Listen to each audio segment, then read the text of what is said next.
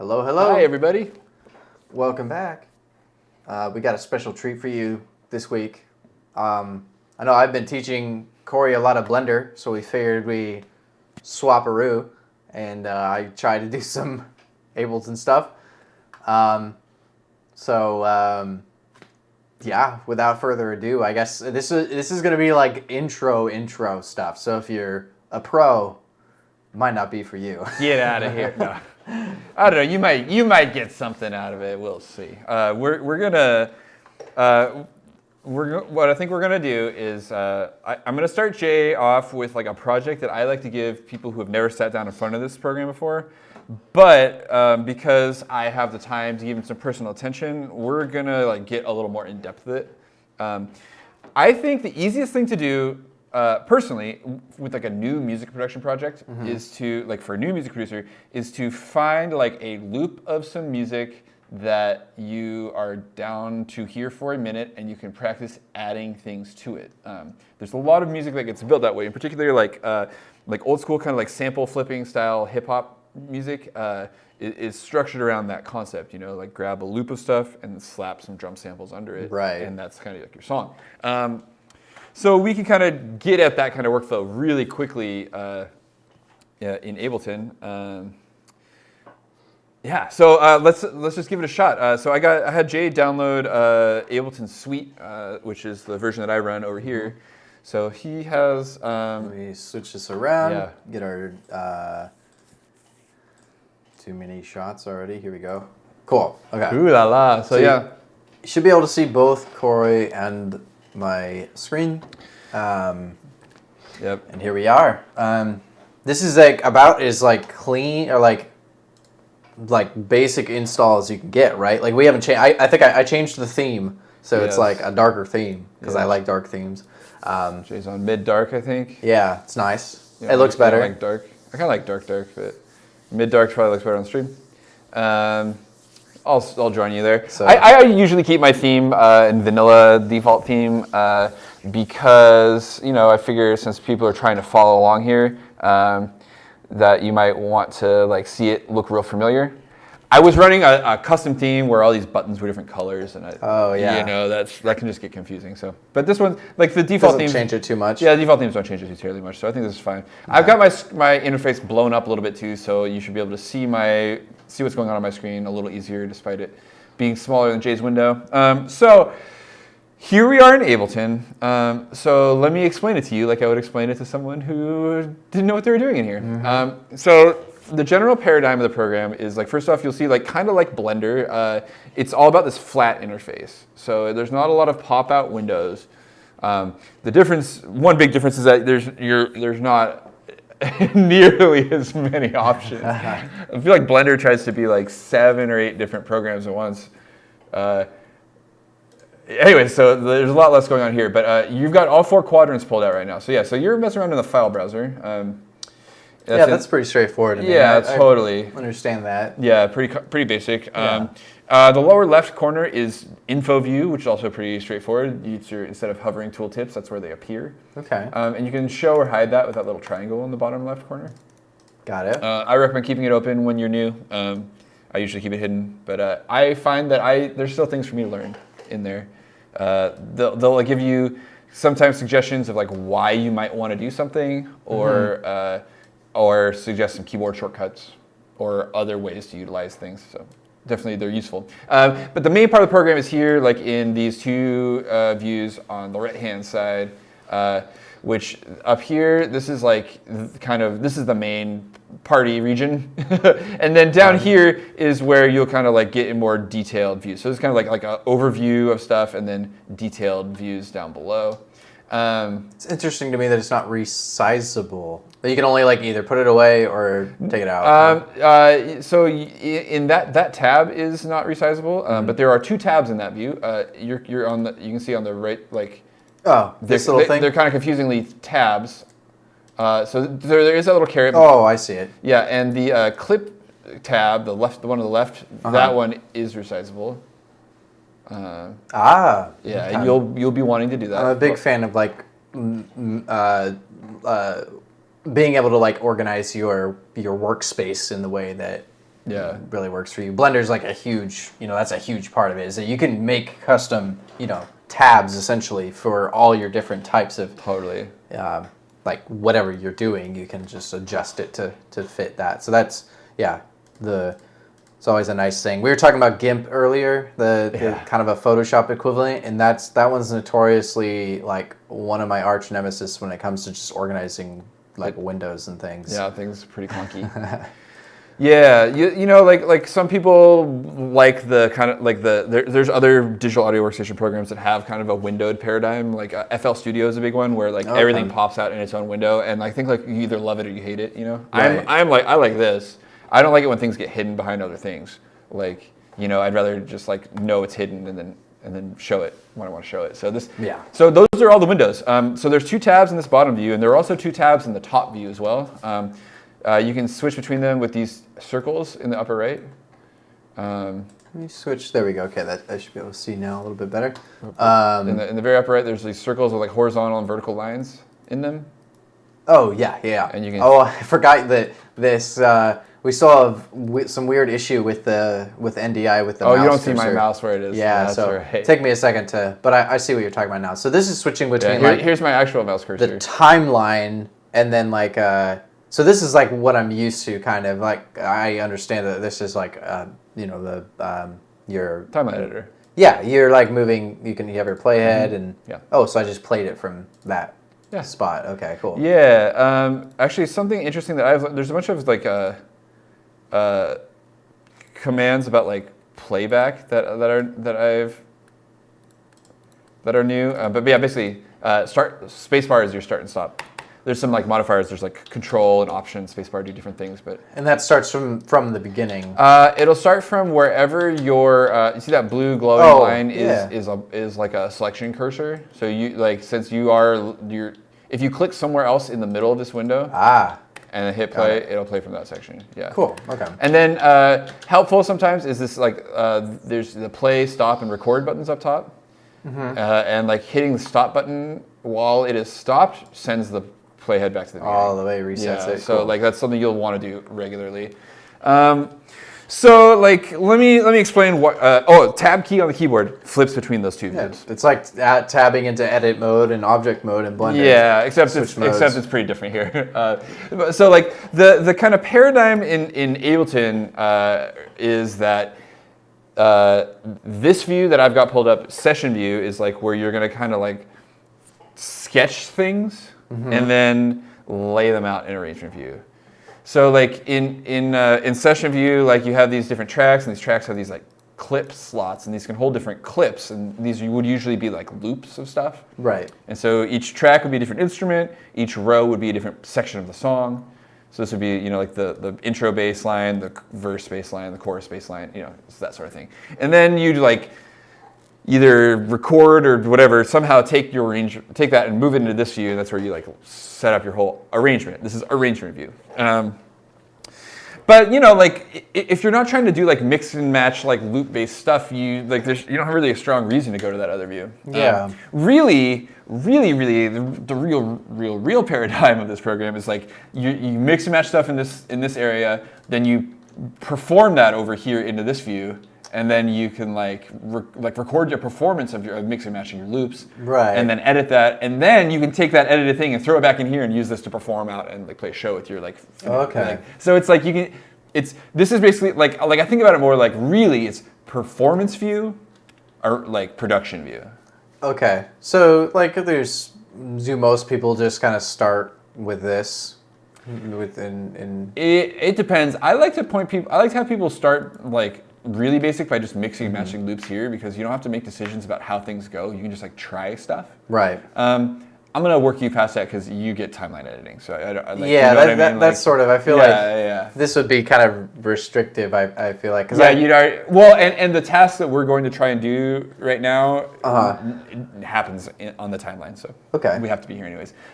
So just. I feel like the paradigm of the tracks makes more sense in this view though. So like you can see each of these tracks has like a little fader down here, and these are resizable. If you mouse up to just the very top of these little faders, you can stretch those guys. Is there not usually? Oh, there it is. Yeah, there you go. I like to keep it like that. So here we're seeing like as if this was a channel on a mixing board. Like just like your interface for the audience or whatever. Right. Volumes. You have like some routing options above here, like in this region right there. That's like routing options. And then clips routing. Here's some sends. So you can like. Do you know what sends are? Have we talked about sends? Sends. I don't think so. So like usually tracks are routed directly to the master. You can see here it says audio to master. That's where things go. But you might want to send a copy of it somewhere else to like through like some reverb or whatever. Okay. So and you notice like on the right side you have some tracks on the left and some tracks on the right of your screen. You got like 4 different tracks. You have 2 MIDI tracks. Right. And then on the right side, so those are like your regular tracks. Like there's MIDI tracks, which have virtual instruments, and audio tracks, which have audio. And then on the right side, these are return tracks. So these are tracks that don't actually host any sounds, but they just can have plugins on them. So you might send a copy of a signal through to return A, which has a reverb on it. And so your sound will add the sound of some reverb to your sound. And this is a default. This is just like here. Yeah. But you don't necessarily need this, huh? You can totally delete it. Yeah. I would not because most of the time when you're producing, you want a reverb and a delay. Yeah. I've replaced mine with plugins I like better. I see. So these are just the default. Yeah, default this is the default Ableton set. Okay. So like when I'm setting up Ableton for the first time, I definitely go through and there's a few things I do. Like replacing a few preset things. Like I like to change the default set. Honestly, like to like have my preferred plugins on the return tracks. I probably should have more return tracks too, because I usually use more than 2. But a reverb and a delay are like the 2 obvious things that you'd want. So you can have as many. I don't know that there's a limit to how many you have. But there's also some other things that you might want to do in parallel. But it's basically like parallel versus series processing. So anything you want to do in parallel happens like on a return track or something like that. I don't know that we'll get too far into those today, though. That's usually a later thing. I just wanted to, because So essentially input, output, like. Yeah, from left to right. Yeah. Okay. Yep. And then the master track is the last one. Is this your final? Yeah. Yeah, and that can also host effects that affect the entire thing. And so like the one other routing thing that you can do that we haven't, like you can't see that you have to do something to is like you can select multiple tracks like by like holding like control to click on like the title to select multiple tracks up top here, like where it says like 1 audio, 1 MIDI or whatever. Holding control. It's working for. Oh, you got to click on the title of the track, like up top. Yeah, there we go. Yeah. So while those are selected, you can either right click and say group, or hit Control G. Right click and group tracks. Yeah. So now those tracks live in a group. And so now you'll see the output of those tracks is now routed to the group. You can fold the group away. And so like you can then, so all these tracks go to the group and then the group goes to the master. So there's reasons to do this, but that's really it. So like tracks go straight to the master, or they go to a group and then to the master, and or you send a copy of them somewhere else. That's pretty much it. So things can either be in series or in parallel, and that's it. So how would I send this to one of the reverbs? Is it one of these? No. So it's just everything defaults to routing correctly through each group to the master. So if you want to send something to a return track, which we don't have anything to send, so you're not going to hear much, but you would turn these A and B knobs here. So turning up this I see. So turning up this A knob, that's the A return level. Aha. And so this is like skeuomorphic to some degree, right? Like it's like on our Mackie mixer, like these knobs are the same. Like they'd be labeled like send A. I think they're labeled like send 1 and 2 or monitor 1 and 2 or something. But they're just like this. We have a fader that controls the level to the mains, and then knobs that control the level to other mixes. And then that mixes back into. In this particular use case, yes. Okay. You can see that here. It says audio to master. In a studio situation, everything pretty much want everything to feed to the master, and there's rarely a reason to route things elsewhere. Okay. So like changing this, except for when you do in the groups. So like I wouldn't want to change this audio to. No. I have to say, dude, I almost never touch anything in here. The only thing I do mess with is the input, selecting the proper input channels.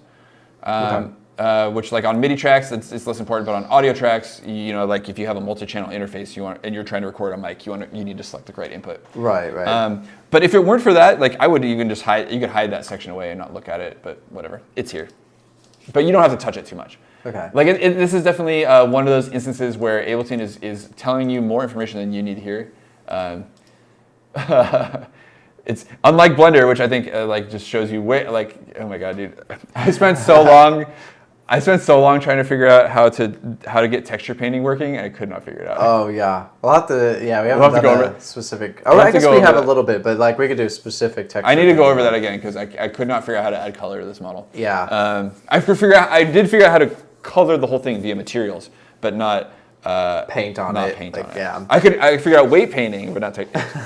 This is another topic for another stream. Uh-huh. So this is kind of all like abstract discussion of signal flow in the program, right? Okay. Where I just wanted to have this talk because when you hit tab and flip back to the other view, this stuff all kind of becomes a little less obvious. Right? Right. So now instead of like the knobs and faders for that, we have these like, the fader is replaced by a side-to-side bar here. This like, they're labeled, they all say 0 and it's like a looking green kind of. They all are. Well, okay, actually, so here on the right side of each track, there are like a series of buttons. And like they're like, you'll see numbers like 1, 2, 3, and 4 that are highlighted in orange. Oh, yeah. Or yellow. So that button is the track on and off, so that'll mute and unmute the track. Okay. S solos the track, so that'll mute everything else and unmute everything else. And then the two things below that are, some of these tracks have a record button. If this is a group track, that's why you can't record under a group. Oh yeah. So this is like record arm. So if you wanted to record something there. Okay. And then below that, these are on the left. There's a volume slider here. It's a slider from left to right, but you interact with it by dragging up and down. So you can change the volume. Right. It's such a pain, and you can double. That's weird. Yeah, it's awful. You can double click to reset that value to its default. The thing to its right is a panning thing, which also is a left to right bar, and makes perfect sense because it's moving things from left to right. But you also interact with it by dragging it up and down, which doesn't make a lick of sense to me. Double click it to clear it? Yeah, totally. So this is like if you wanted to send a sound more to one side or the other or whatever. And then these two, where it says minus infinity, these are the levels of your two sends. So if you turn... Oh, I see. Yeah, so those are the knobs. Yeah, Got but that's it. It's funny that they didn't just like have the same little block of UI. Why it like changed when it could they could have reused the UI right there and done the same little knob or whatever. Yeah, I think a lot of the design. I showed you like images of Ableton 1, right? Oh yeah. Yeah, like so this program's been around for like a couple decades at this point. And the design language comes from, I'm pretty sure it was originally built in Max MSP, which is like a visual programming language. So I think a lot of the UI elements and the design language came from the stock UI elements of Max, which has these like kind of like a lot of like simple kind of arrow flag looking things and like just these very like kind of like nuts and bolts basic shape kind of UI, flat UI element stuff. So. Other DAWs have more descriptive interfaces. It's definitely like one thing that drives me nuts is here. I can show you that there is still a vertical meter on the far right here for your volume. And if we get like a sound playing in here, like you can see like it's not gonna play back. You can see like it's Oh, there it goes. You see, like there's like a volume meter, but it won't. You can't interact with it to turn the volume up or down there. It's like this slider here. I don't like it, man. But the reason for this, Jay, though, like here's their logic is like you can resize these and you can make this pretty small before you can't see your. Oh yeah, I mean you can go down to like. Well, yeah. So you can just fold them away and they can get totally flat, but you can also like shrink them to hide like all the unnecessary elements. So it's partially due to modularity. That they've made, Spend enough time in Ableton though, you'll see all their concessions to their design language. That like there's definitely it's not a perfect application by any means. But also, I don't think I said hi Lily. Oh. Good to see you. Thanks for tuning in, y'all.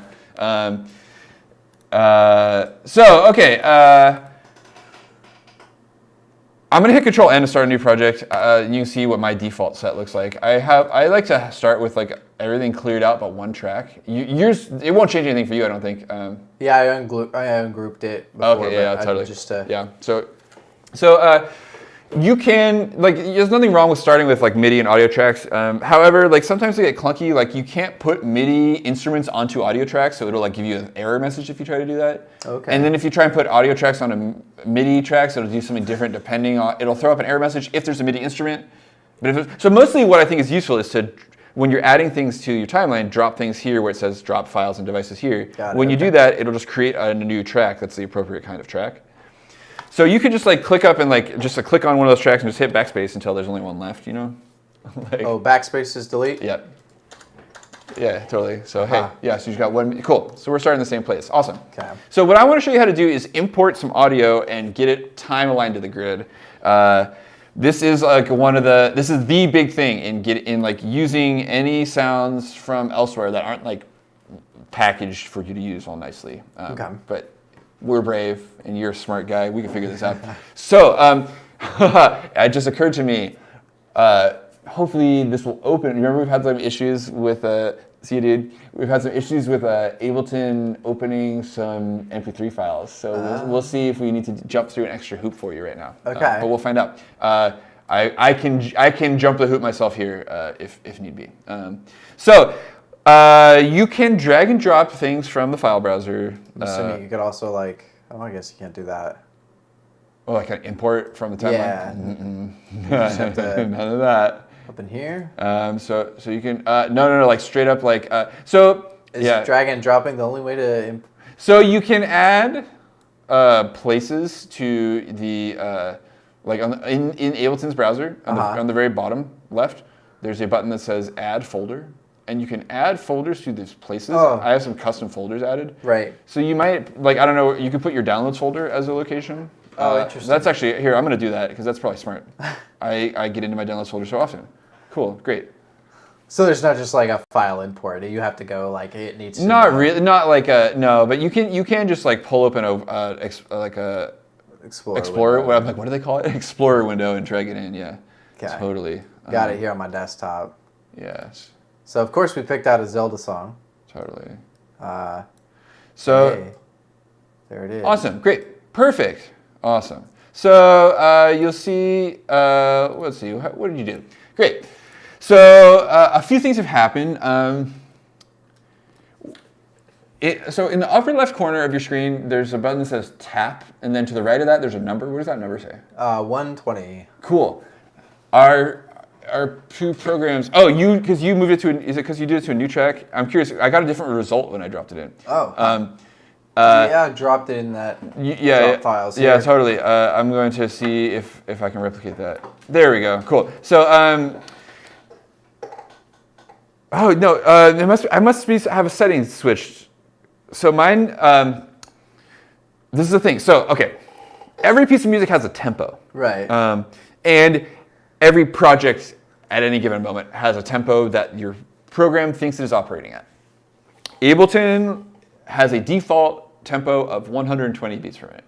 So that is why your tempo is that. I don't know, you probably can't see on my screen, but it's changed my tempo it's to like 50 something? 89.86, kind of random. But I can tell you why. So when you import large audio files into Ableton, what it does is it like tries to figure out where the beat is, because it assumes that you're trying to do something rhythmic with it, which it's assuming right in this case. So my program took the extra step of changing the tempo for me, but they've both done this thing which called warping, which is it's tried its best to figure out how to put this in alignment with our grid. It then slowed my grid down, but it didn't do that to yours. So yeah, you figure out that on the little title bar of this thing, when you have the hand tool, you can slide it left and right. Little Mickey Mouse hand there. Yep. And so you can, you did the right thing. And then you can just hit spacebar to play it and see how it sounds. It's going to be fast. Yes. Okay. It's kind of cool at that tempo though, you know? Yeah, it still works. Yeah.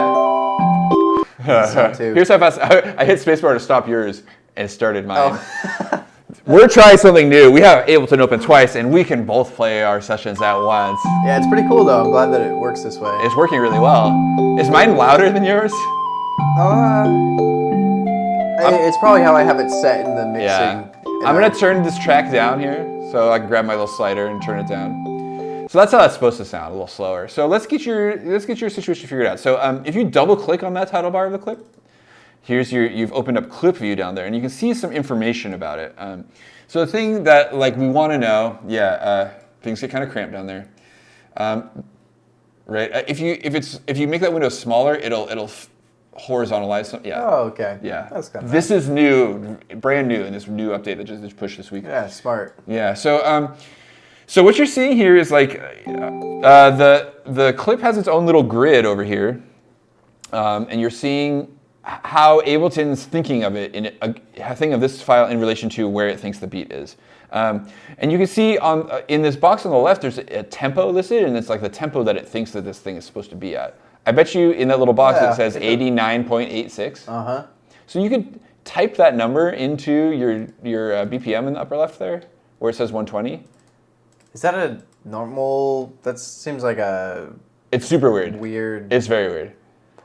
But what this is going to do when we set it that way is it's going to make sure that what happens is it's going to play back at its natural tempo. Is that probably actually 90 or is it?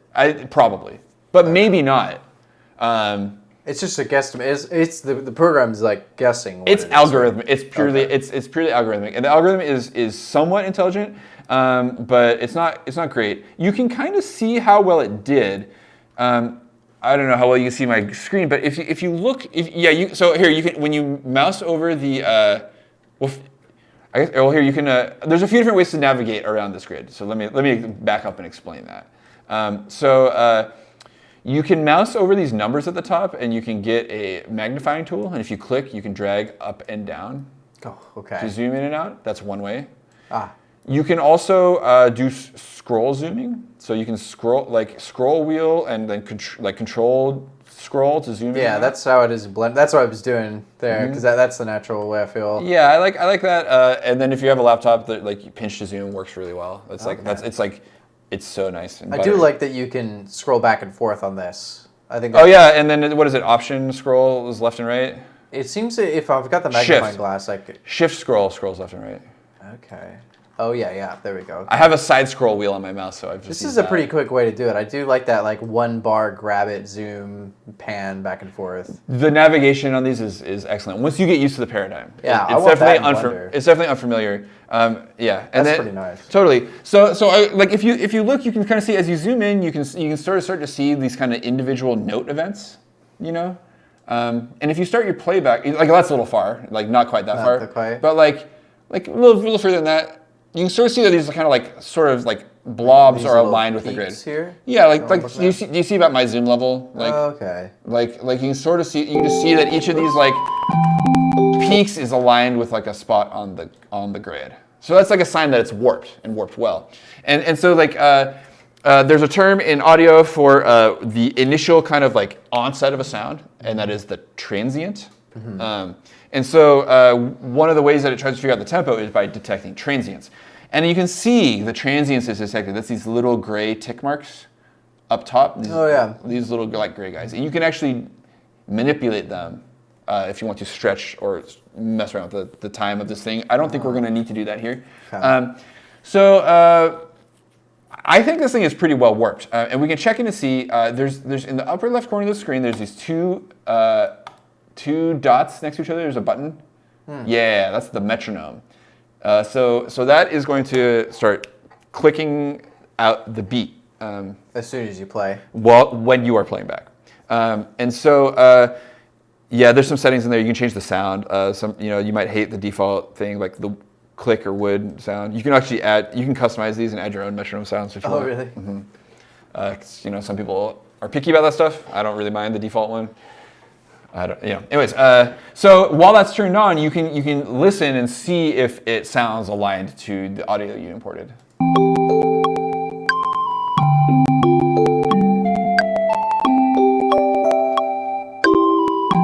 Sounds pretty good to me. Sounds great. And that's what I'd expect. Yeah. Cool. Yeah. So, awesome. So, like, I think that, like, if I was going to take this and try and make a beat out of this or something, we start looking for, like, now that it's nice and aligned to the grid. Well, actually, here, I'm going to show you before we, it is almost nice and aligned to the grid, but check this out. If you started back from the very beginning, here's got 1, yeah. So, listen to that. So that's beat 1, just press play. It actually doesn't really start until beat 2, right? Like, boom, there's the beginning. So there's this concept of music called the downbeat. And so musical time repeats in these chunks, regular chunks of usually 4 beats. This is a 4/4 tune, so there's chunks of 4. There's chunks of this beat that are stronger than others. So like if I was going to count this thing, here's how I count this. I wouldn't count it 1, 2, 3, 4, 1, 2, 3, 4. I would count it 1, 2, 3, 4, 1, 2, 3, 4, 1, 2, 3, 4, 1, 2, 3, 4. Am I counting along with that music as you're hearing it? Yeah. Okay, cool. Because I'm like seeing my, you know, I know post OBS, I see my voice. Oh, I see. I'm seeing myself 1, 2. That's pretty funny. So what's going on here, Jay, is that there's a pickup note in here. There is what we say a 1-beat pickup in this loop, which means that it's kind of shifting everything back a beat from where it's going to feel right. I don't know if that makes any sense, but here's how we can fix that and make this loop work really well for us. So we want to zoom in close to the beginning over here. Okay, in this one in the clip? Yeah, and just like, yeah, not that far and all the way to the beginning. Yeah, like there, cool. So at this level of zoom where you're at, here, I'll get the same level. Why is, it's doing some different things for you. Oh, here we go, yeah, cool. So this looks the same. So at this level of zoom, these like dark, you see how like there's like alternating like dark and light bands in here? Oh yeah. Those are beats. So each one of those is 1 beat. So what we want to have happen is we want the loop to start a beat later. So we can take our little start clip flag, or like it's this, like right there, this little flag above this yellow, yeah, and slide this over to the beginning of the light band. Yep, right there. And now when you play that from the beginning, yes, perfect. So this is the idea here is that like there's the rhythmic alignment. So it was at the correct tempo, but it wasn't in phase. So like the loop, the downbeat of this loop and the downbeat of our session weren't aligned, but now they are. So that's great. So from here, now we can start kind of like picking out bits of this that we might want to mess with. I haven't actually heard the rest of this song yet, but it sounds to me like generally the notion here is that we're gonna like find like a like 2 or 4 or maybe 8 bar section of this that works cyclically, you know? Okay. So let's figure out how to turn looping on real quick. Super easy. I see a loop right there. Is that it? Yep. There's a loop button. In the clip view? Okay. Oh, okay. That's a different one. So you can loop, well, I just need to clarify. Uh-oh. This guy's little battery? I think I might have plugged it into the wrong plug. You want me to grab it? Either. I'll grab it. You can explain loop. Well, I guess I need to hear Yeah, it. you need to hear this, so I'll just, I'm just gonna boogie for a minute. One of these plugs on here does not work. Oh yeah, right. On the power strip? Mm-hmm. Yeah. For some reason on the cart. Right, yeah.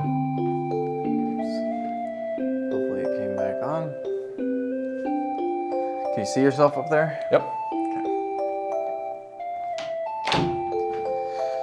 Okie dokie. This tune goes on a real journey. There's a little pause here. Is it gonna stay in sync?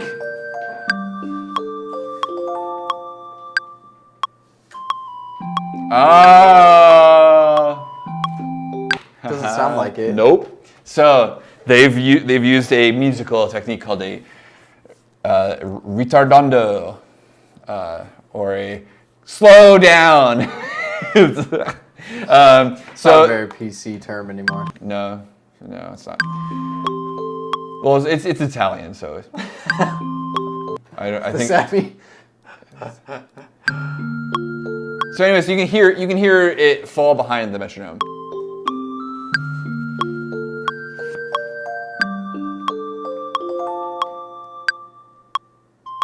And then it doesn't pick up on the beat either. So if we really wanted something from this tail end, we'd have to readjust this to match the grid again. I don't think it's worth it because we can just add it. We're trying to do this on a stream, and yeah. So our edit will use, like, we're definitely going to use some of this first half. So you can you can go and bracket tool on the far right side of the menu bar here, or so the menu bar, the title bar of the clip, like up here in the arrangement. Okay. You can grab the side of it and just hide the rest of it. Oh. If you don't want it, This doesn't really matter, but I'm just we focus our search on the first few bars here. And so definitely that section there isn't even gonna work that well either because it has a slowdown. It'll be really hard to work with. So probably what we're gonna do, dude, is just loop the first chunk of it. So let's just listen. I'm gonna play from here, and we can just listen.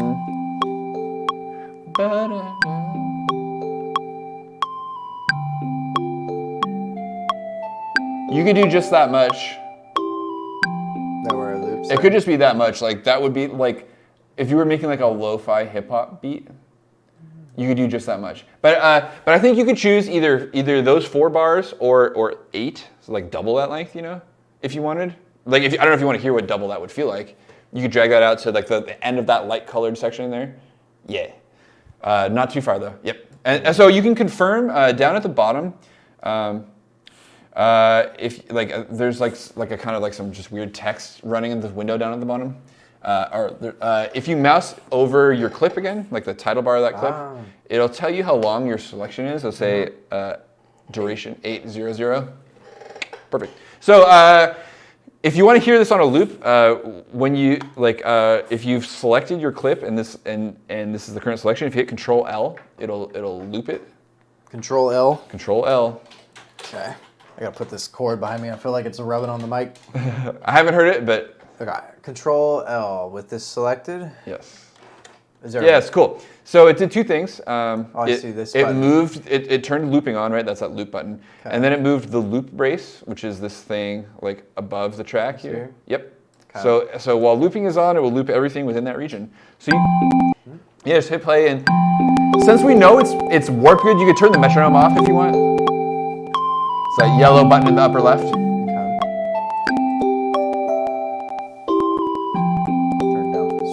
Bit just so you can still hear us talking.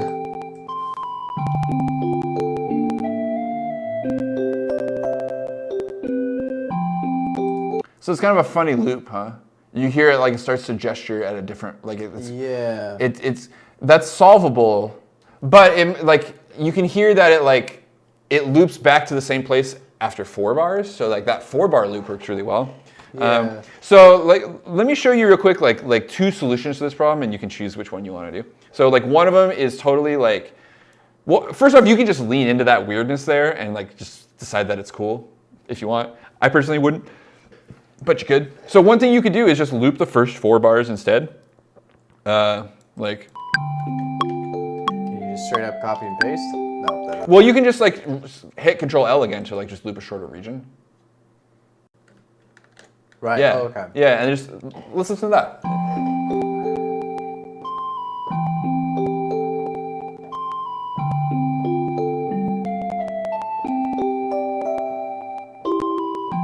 Yeah. Beautiful. So that works great. There's not a lot of progression or motion within this loop. Yeah. Which is, that's I feel like using someone else's loop to start your song, it's like a writing prompt, right? So everything that we create to go with this needs to go with it, right? And so in a sense, it's okay, here's our parameters. We're gonna work at something, we're gonna use this thing and we're gonna do something that works with this kind of a thing. And so like something that has that kind of staticness like suits a lot of styles. But like you might want something a little longer. So let me show you real quick the other option. Okay. Is we can do a little surgery on this thing and cut it up and make it kind of more of our own thing.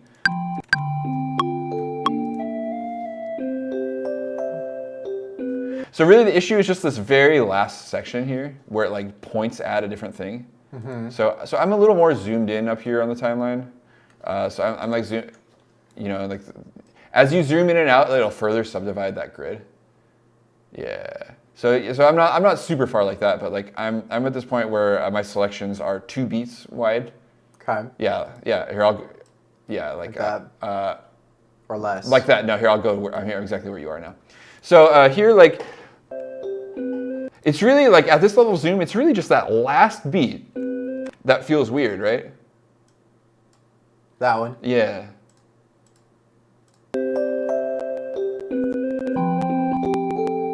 You know? It's interesting that it like waits to play when you click. Wait. Yeah, here. So I can tell you what that's about. That's on purpose. So the reason for that is Ableton. It's called Ableton Live because at its core, it is a live performance tool, and so all of its features are built to kind of like with the default assumption that you want to be able to do what you're doing live. Okay. So when you click, so you're clicking around with this like little speaker icon, right? That's how that's how you're doing that. So when you do it this particular way, what happens is it waits until you are at. So remember, each beat is subdivided into each bar is subdivided into like multiple beats, right? Like 1, 2, 3, 4, 2, 2, 3. So it waits until you're at the same point in that bar that you've clicked into. Oh. As you like it, like if you pay attention to where it jumps. Like if I click and ask it to jump to somewhere on like beat 2 of a bar. Like it'll wait until I get to beat 2 of wherever bar I'm at, and then jump there. Oh, okay. With the idea that it's going to be the most like seamless playback. That amount is controllable. In the upper left corner, there's a drop-down menu that says 1 bar. Yes, and you can turn this off. Oh, hey, I never really messed with these keyboard shortcuts. Cool. Control 0, huh? So now I can just jump when I want to. Yeah.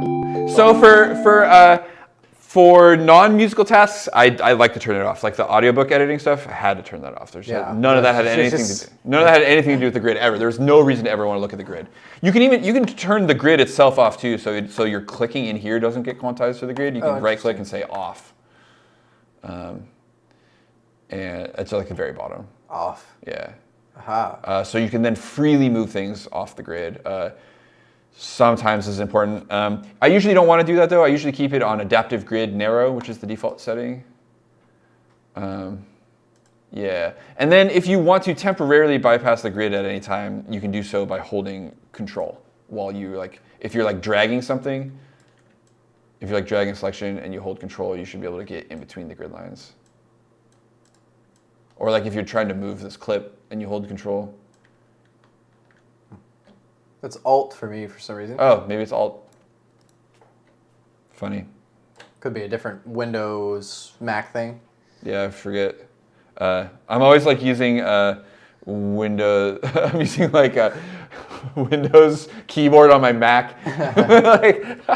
That's a good way to confuse It's just so funny, man. Like I do this on Windows computers all the time. I just don't really think too hard about it. I probably just hit Control and then it's not Control and then I hit Alt and I never think about it again. Yeah. It's like it's either one or the other, right? Yeah. It's the same with Blender stuff. I'd like which one was it? It's either Control or Alt. Totally. Cool. So do we? Yeah. So for this last beat, then this one that's kind of messing us up. Oh yeah, here. Let me send this text real quick. Oh, okay. So like what I was thinking is it's just this last beat, but it's like the beat of the end of the first 4 bars sounds great, looping back to the beginning, you know. So don't change your zoom, but like it's like this section right here. It's like the end of beat bar 4. Yeah. Like not that one, but this chunk right after that. Oh, right after this one? That, yeah.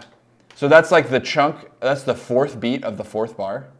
Oh, I see. Okay. Yeah. I look up here. I can see. Yeah, dude. It's a lot of this like counting to 4 over and over again and dividing things by 4 and knowing where in a group of 4 you are. This is like, I feel like I should just teach a class about the number 4 before anyone before you get to touch an instrument or like make your first beat. We should just like count to 4 and then I'll stop counting and keep clicking. I'll be like 1, 2, 3, 4, 1, 2, 3, 4, 1, 2.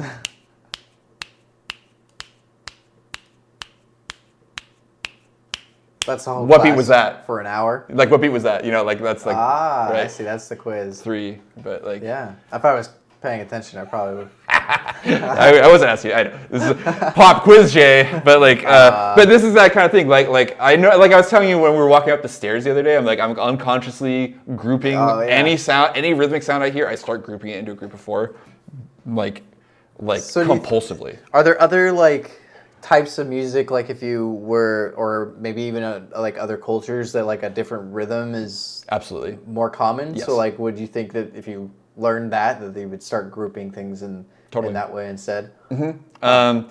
Yeah, there's a wild world of rhythm out there. Western music is notorious for having the dullest of all rhythms, and so pretty much anything interesting that's happened in like Western music has been the result of like European influenced music taking a page out of some other culture's book, you know. Like the cool rhythms of jazz are from African music, you know. Like pretty much all the cool rhythms of American music are from African and African derived music. Even like the like kind of dance music, house and techno, it's all African music pretty much. Yep. There's a whole stream about how that is pretty much the story of music in America. But so back to the subject at hand here. So the fourth we have a group of 4 groups of 4, and so the fourth of our fourth group we're going to copy. So we can select that region, Control C, and then you can just like click onto the beginning of the one and paste it in, and just see if that works better. Like it probably will.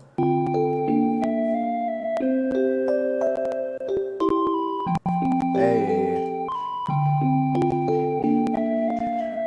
Because like, does this do any like blending between these two clips? It's just straight up. That's a hard cut. So that's why you want it to warp to, or like have the BPM or like that like correct. Otherwise, it would like those cuts would be at a different. Yeah, it's important that they happen at a rhythmically appropriate place. Right. Yeah. So like if it happened early, like you'd what the feeling that you'd get. I wonder if I can create it here just real quick, like just like throw off the warping so I can show y'all what that would sound like. It's really hard to like screw up. Like that's something I really struggle with like editing audio in like video editing stuff, is that like it's hard to match it right where like I almost always just like blend 2 sounds together if I need to, or like to cut from one track to another. Yeah, or to like even just like loop a track. Like say I have a background track that I want to like keep going, or like my clip's 3 minutes and my track's only 2, you know? I just want to loop a little bit more. Like just lining that up, because there's really no miserable, dude. Beats, you know. No, it's that's a miserable activity. Yeah. Like I hate doing that. Like I really don't like doing that, and I know how to do that. Like I can do that. I strongly prefer not to. Yeah, that's like 99% of like audio for video. It sucks, man, and I totally get why. Like the tools, like the audio editing tools, are pretty clunky. They're not quite like in the video editors most of the time. It's that's why I was like, is there a fade in there? Like how'd that work so well? Well, so there probably actually is a if you zoom way close to the end, there may be a little fade at the edge of that. Like mine's got one. So to control that, if you get your magnifying tool going, there we go. Oh yeah, hey, yours doesn't have the fade. Mine has a little tiny fade at the very end. It does look like it. I'm gonna get rid of mine and see if it still works. I got rid of mine and it still works. That's because they're so identical. Oh yeah, there it is. This thing? Yeah, the little crossfade between 2 clips. Yeah. That's pretty short. Oh, it is crossfading between. Yeah. But lines are pretty nice. Yeah, totally. I mean, it'll make those waveforms congruous. Like. Right. That's nice. Yeah. So I think this is a pretty cool. Like, so we could work with this. I want to I want to prep this clip super duper well though. And I'm sorry we're still like looping one clip 50 minutes later, but like it's a process, man. Yeah. Well, actually, you know what? Like, let's not worry about this. So let's not worry about the thing I was just about to say.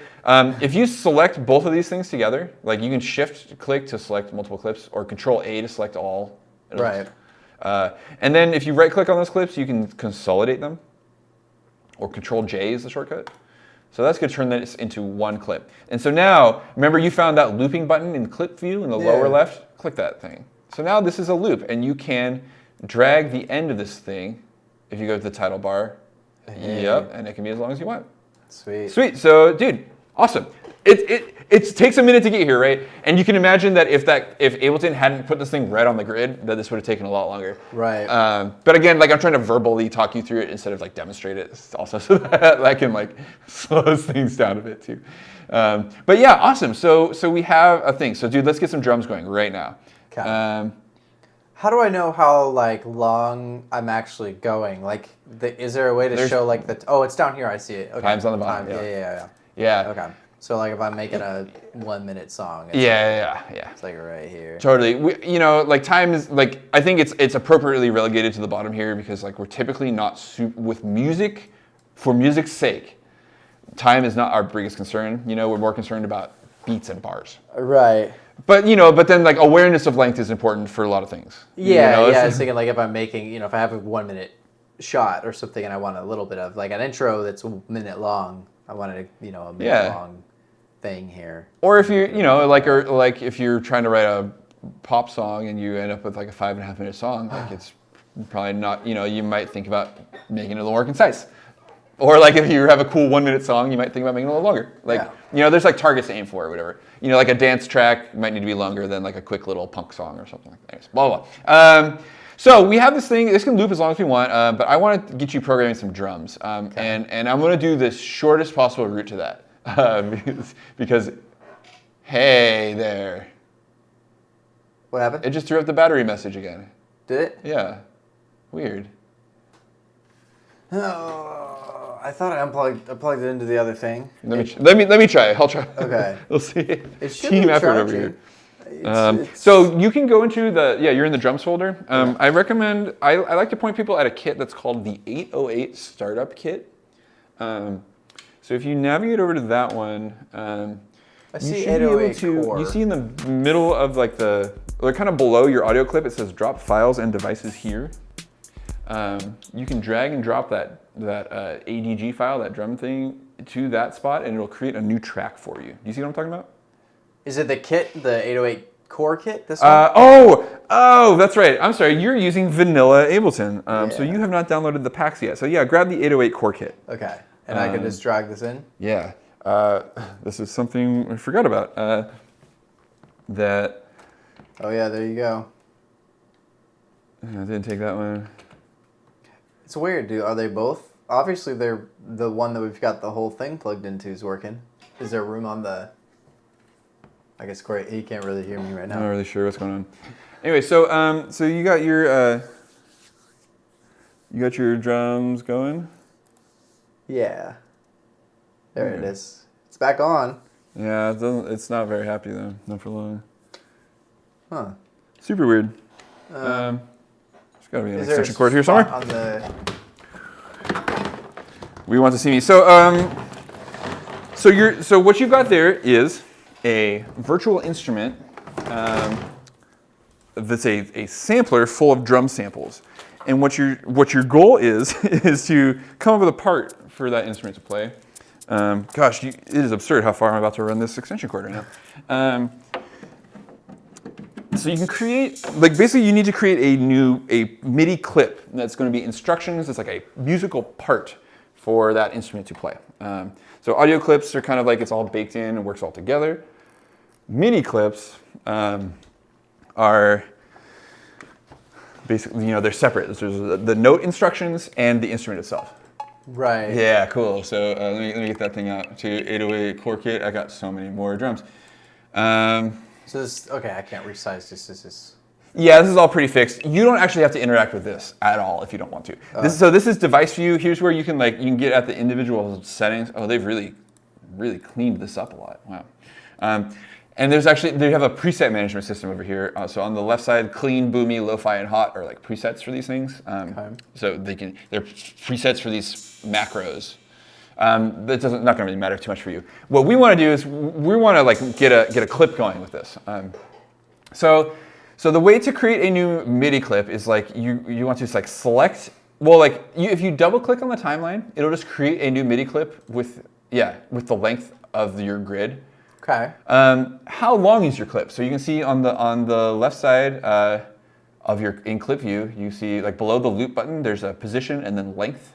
What does your length say? Just 1. Cool, perfect. That's awesome. I'm gonna make also a 1 bar loop. That's the perfect length. So our tempo is like 90-ish. Let's put our tempo up to a nice square number, by the way. Okay. Now that everything's warped, we can freely manipulate the tempo. So if you feel like you want to hear this faster or slower, you totally can also. Once it's all warped and on the grid, tempo and pitch are independent. So you could, if you want to hear it higher at the same speed or lower at the same speed, you can. If you want to hear it faster or slower at the same pitch, you can hear that too. Okay. We probably don't care too much about that. So does this change the actual? It does change the length of the music. So it just went down to only 45 seconds.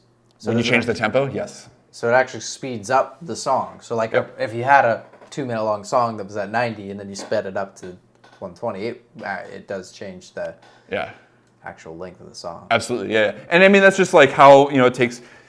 It's because your song is X number of beats long, but the beats all happen more often. So. Right. Yeah. Makes sense. Totally. It's just playing. Yeah, but again, that's a good illustration of how the time is like secondary to this kind of beats oriented phenomenon. I like the 120. I want to see what that sounded like. Yeah. Okay. So when you're speeding up clips, sometimes Ableton can do funny things to them. So do you see down in the lower left where it says beats, in your clip view in the lower left?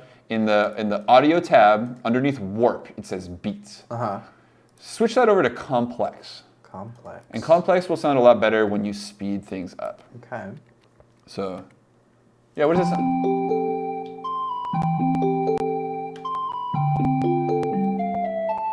Yeah, I still like that.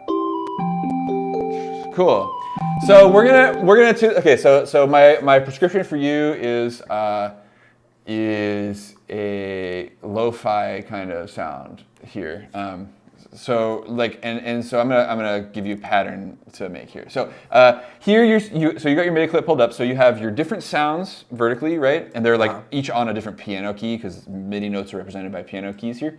And then time from left to right, and it's that same paradigm, right? Of groups of 4 divided by groups of 4. So here's 4 beats subdivided. This is a 1 bar loop with 4 beats subdivided into 4 16th notes, right? Because there's 16 of them in a beat. The first thing we want to do is, I can't believe you can't have this by default, but see this, where your list of things are, just to the left of that, there's a tiny little icon, right there on my screen. List of things. Your list of sounds. Oh, yeah. Just to the left of where it says claves, there's a tiny little circle icon. Oh, yeah, the headphones? Yep. You got to click that. Okay. So now you can click on those keys and hear the sounds. Great. And you're at a nice zoom level, where you can see all of them, so that's great. Now you probably want to get your pencil tool out, so that's the B key on your keyboard for Bencil. And that's so easy to remember. Yeah. Okay. Right. I like to say that one because it makes me sound like I have a gang affiliation, which I do not.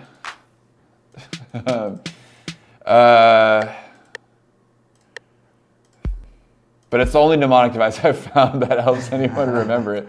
It's too bad that it has that association. So, yeah, you're getting the idea, right? Different sounds. So there's kind of a default sort of a thing that we do. Yep. And yes, bass drum or kick on the very first beat. So okay. That's exactly what I was going to tell you to do. That's it. A lucky guess, I guess. Yeah. You've seen me do this before, perhaps. So the most important drums are kick, or in this case they're calling it a bass drum, but kick drum, snare, and hi-hat, specifically the closed hi-hat. So you put a kick on beat 1, And then at 120 beats per minute with this particular loop, we have a choice of where to put the snare. Snares are either going to go on beats 2 and 4. So that would look like that. Or they're just going to go one of them on beat 3. So it was this one and this one before? Yeah. So you can or yeah, well, yeah. So and one's they're gonna sound different and they're gonna feel different and you'll like one more than the other. So like, oh, you could just click it again to get rid of it. Okay, yes, cool. yeah. So you might want to listen. You might like. I think try this one first, the 2 and 4. Yeah, click the other one in, and then come up to the timeline here and like drag your clip out, your MIDI clip. Yeah, and then hit play real quick. Here's the spacebar. Okay.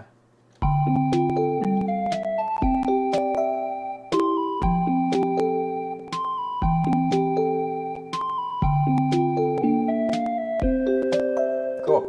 Yeah, man. So that's that. So that's gonna feel like kind of like up tempo, kind of peppy energy. But we're like fast enough that we can make it feel like halftime or like slowed down. Oh. And that's that switching of the snare. So putting it there instead? Yeah. Let's check this out. I like that better. It's chiller. It's kind of more like hip too. It's like I like using the word hip to describe things that are cool because it's not a cool way to use that. I don't know. I studied like jazz and stuff, and like, you know, the jazz guys use kind of like absurd terminology. Like they still use the word hip unironically. So I kind of like. No, it's not hip. Well, it's like I don't know. I mean, jazz hasn't been cool for like almost 100 years. You know.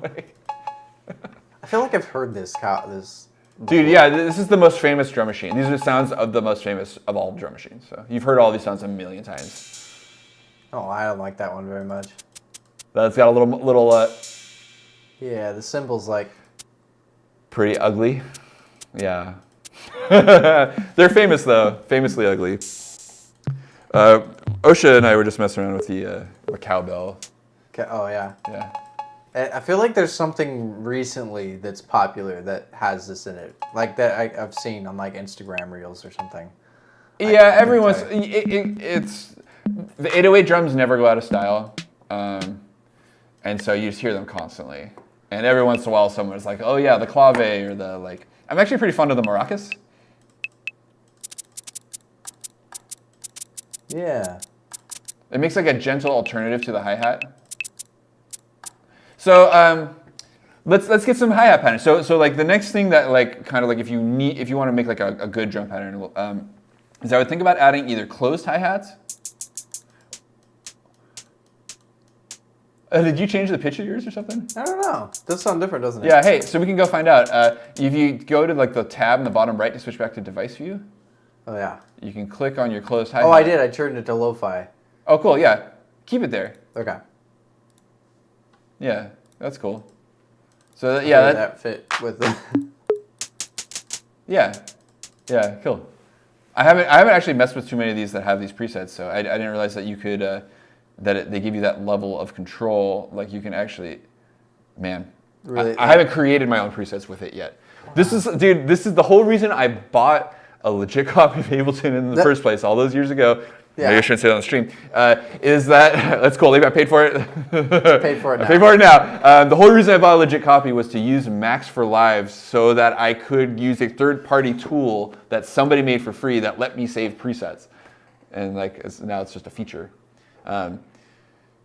Lily, I see Lily commenting. I feel like I don't want to call you out and read your comment out loud, but. But like you're not alone, and like I honestly think like that maybe even would be a great subject for a stream. Like what the heck is that instrument called? You know, because it's super hard. But like there's all these like famous samples and like known sounds. You know, like we were talking in my audio class the other day about the Wilhelm scream, which is a famous scream sample. Or there's like a famous one of like children giggling that I don't even know if it has a name.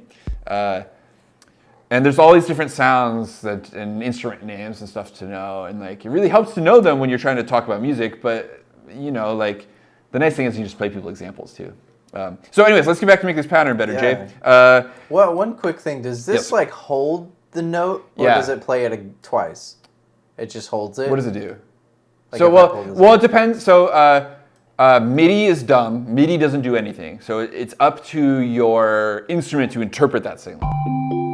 So Probably. Just play. Yeah. Probably what a drum sampler will do is ignore. It'll take the note on message and ignore the note off. Okay. And it just note on. It just plays the sample. Right. It doesn't like hold it or anything. It just. Yeah. So other instruments will. So yeah. So you're seeing like here's like the anatomy of a MIDI note, right? So this thing has this particular note. If you mouse over the actual note itself, you can see it'll say at the bottom pitch, C1, right? See on the very bottom row there, C1. So that's a C1 note with a velocity of mine's at 100. Yep. So there's a note, there's the note velocity, and then there's when the note begins and ends. Okay. So there's like the 4 parts of a MIDI note message. Certain instruments will pay attention to certain parts of that message or not. Like you can have instruments ignore the velocity, for example, or ignore the note and just do something with a note on message. Okay. Well, there's all sorts of MIDI, all sorts of ways to interpret MIDI. Huh. Yeah. So we want to make this a more interesting pattern. Yeah. So let's reach for the hi-hats. We spent a lot of time talking about these closed hi-hats, so let's utilize them. So like hi-hats generally like play repetitively, and so like you can kind of like I would start by just putting one on each beat and seeing if you like how that sounds. In the beginning. Yeah. Yeah, you can just hear what that sounds like. Yeah.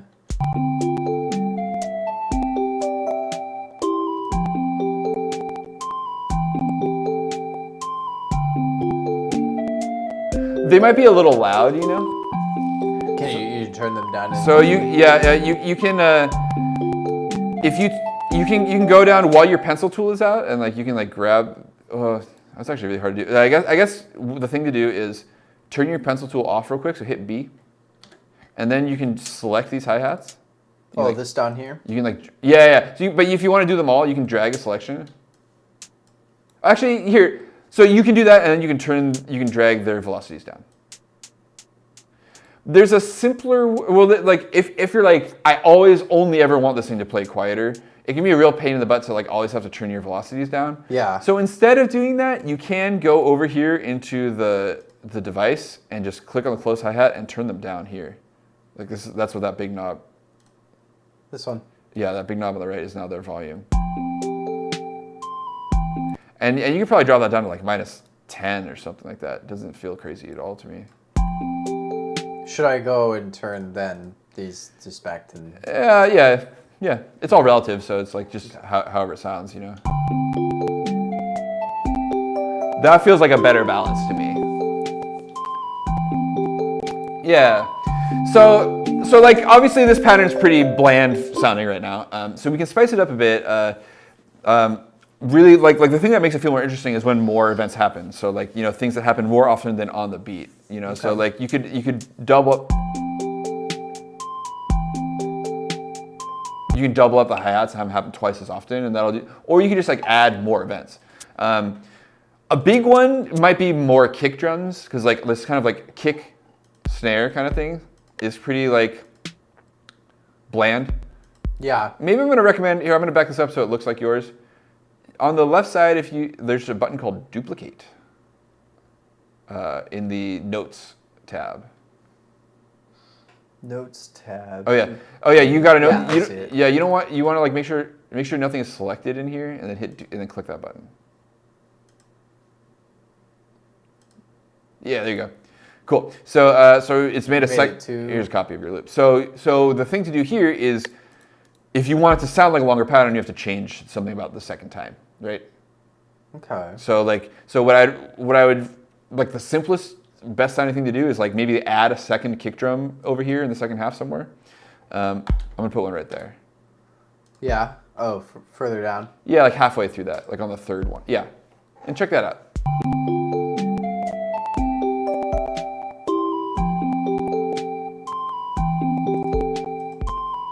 So it's that kind of rhythmic variety that makes it interesting, you know? So like if you have like all quarter notes, like all notes on the beat, that's gonna like... Gonna kind of just make it some. Feel really like robotic kind of, you know. I'm gonna like, I'm gonna.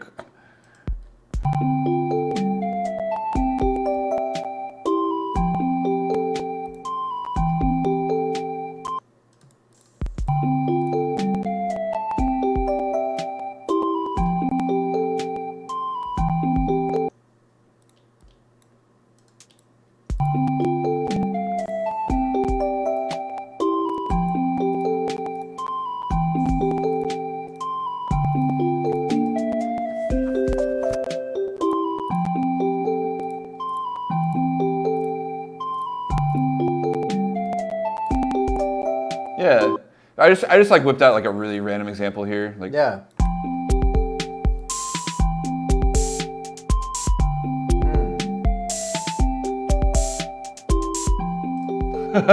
super weird. That's what happens when you make a drum loop and you don't listen to it first. But you know, like it's like having that like some things happening quick and not happening. You know, you can kind of feel me like. The way I kind of think about it is like I'm feel these spots where I want like some action to occur. Yeah, like a couple quick hits, you know. Like that kind of second and third is going to create a certain vibe that's going to feel different than if you do the first and second or like the third and fourth, you know. Right. While they're selected, you can arrow key them around. Also, so if you want to like now that that's selected, yeah. If you ever want to switch which sound it makes or just nudge it to one way or the other.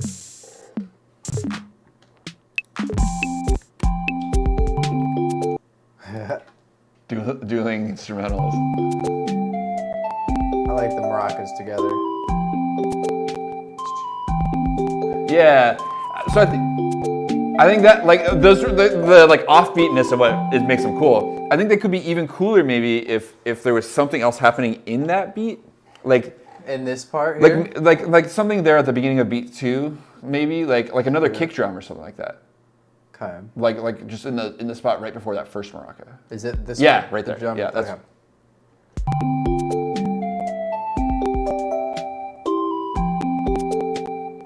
Now it goes like boom chick, you know, like boom chick, you know, like kind of has this like.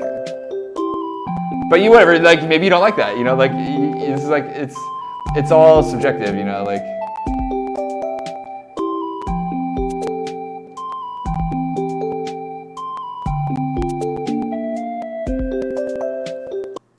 Yeah.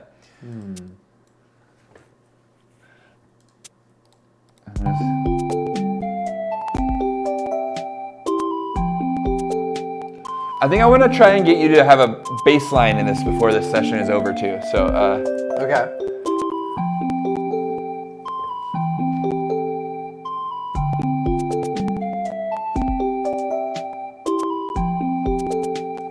I think that's great though, man.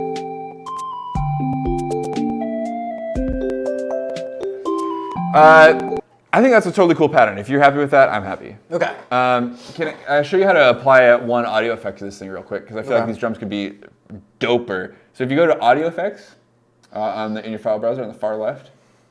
Okay.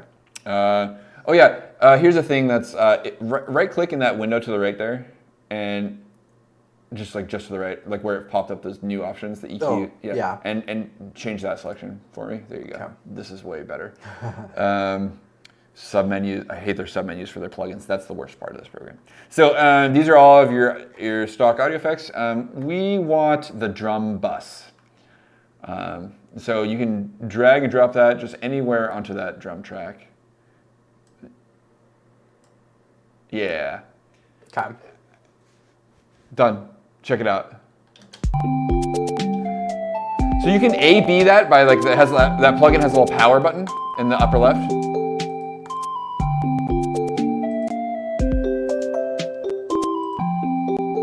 Do you hear the difference? Yeah, a little bit. It's like a volume thing. Yeah, oh yeah. It's partially volume and it's partially like some like gelling processing. So you can increase the effect here by like turning click the comp knob in the comp knob or the comp button, I guess. Yeah. Also, you've got looping on. I'm noticing, so it's like looping back to you can turn that off by hitting that loop button in the top there. Yeah. So comp knob. Comp button in Oh, the lower, there it is. yeah. So that'll make a bigger difference. Oh yeah. I like that. I can hear that your master track Yeah. is clipping I now. see it down there. And I'm not surprised because we're adding gain. So oh yeah, your tracks show full volume. So grab your channel faders here and turn them down. So those like zeros, remember the like weird left to right things. Yeah, just you can turn them, since I don't know how you feel about the balance between those tracks, but they need to both come down. I'd say like somewhere -5 to -10. It'll give you plenty of headroom. You basically want to. There's really like two rules about setting the levels here. Like one, that it sounds good, and then two, that it doesn't clip the output. Yeah. So but the third caveat of that being that if it sounds good to clip the output, then you can do that. The Cory Blender video is called Cory Learns Blender. Because I'm attempting. Cory was learning. I'm attempting. I was lurbing. Lurbing. Yeah. LARPing? Lurbing. Are we LARPing in here now? You're catching Jay's self-deprecating sense of humor, I think. Yeah. If I was the one doing the titling, I probably would have done the reverse.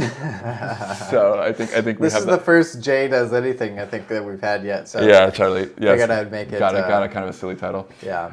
So I think that sounds pretty good though. Yeah. I think this.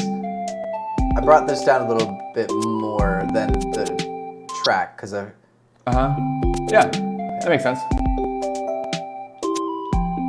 Yeah. So Time.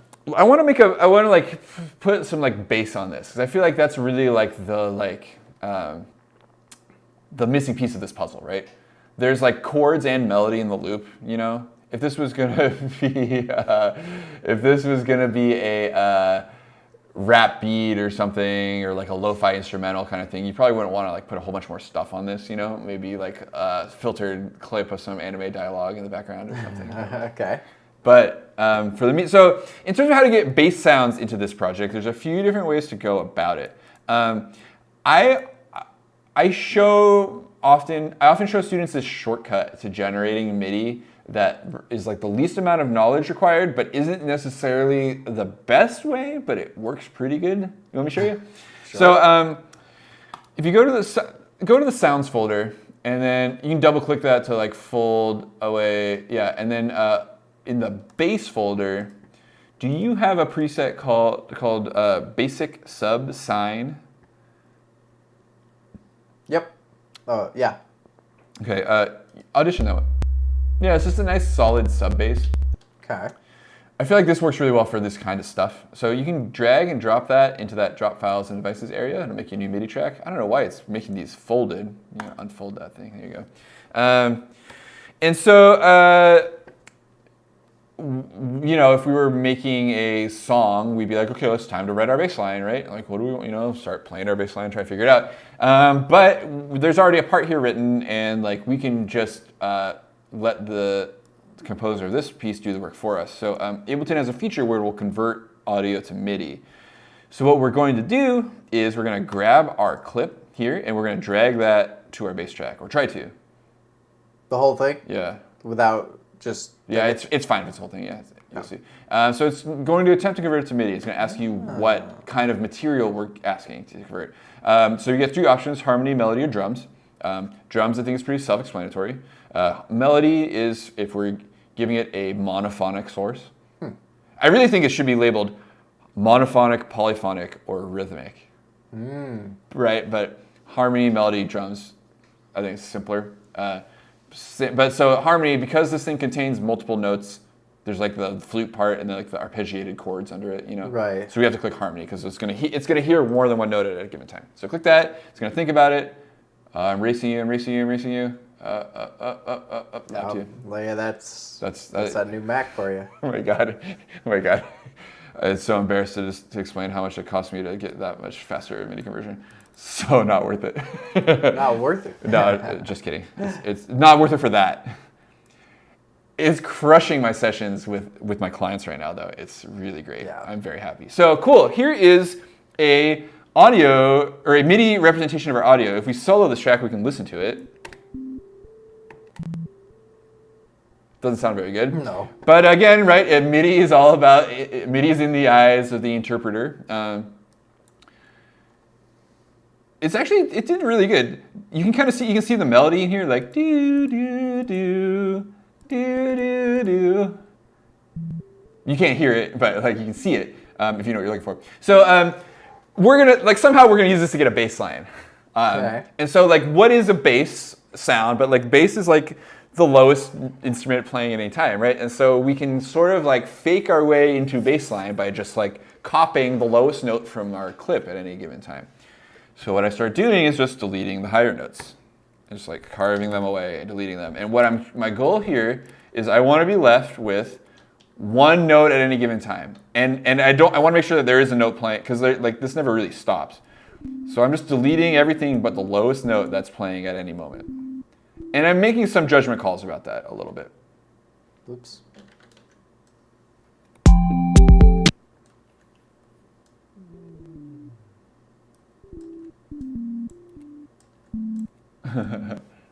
You see what mine looks like? Yeah.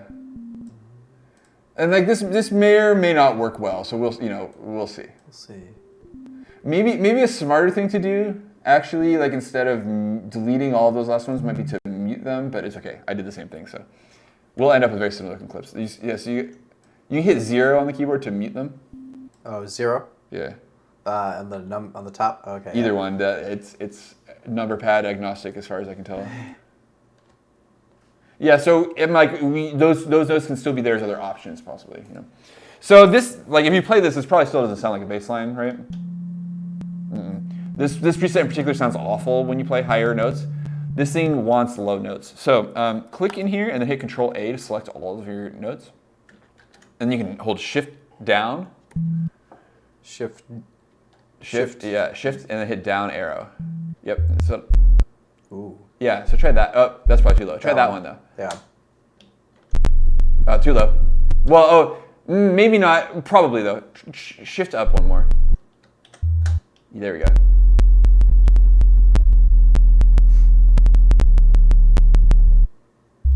Wonder how well that's coming across on the stream. It looks like Abyss is hearing it. It sounds. The like when it starts to clip, it changes the tone drastically. So you got to turn that track down. The bass track, the one that we just added, yeah. It's just that track alone is clipping your master for some reason. I don't know why.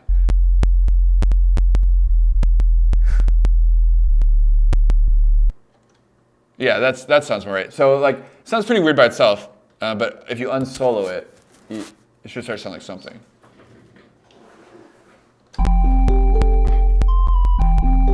Why does it sound so nasty? You're clipping your master again. Yeah, once it came back in. Yeah, so I totally. gotta turn this. Bass has a ton of energy. So something you're like, geez. So if you're like, man, I don't want to adjust the balance. Yeah, if you don't want to adjust the balance, you just want to turn it all down, you can click on one of these tracks, Control A to select them all, and then you can turn them down and they'll turn down relative to each other. Okay. So if you don't want to change your mix and you just want... It's still, so Control A and then... So you have to click you have to click on one of your tracks, like the track I see. The track header there. Yeah, and then you can grab those volume faders and they'll all turn down relative. Oh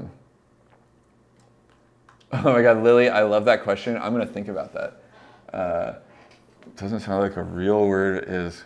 What's like a really silly? Flanger. Ducker.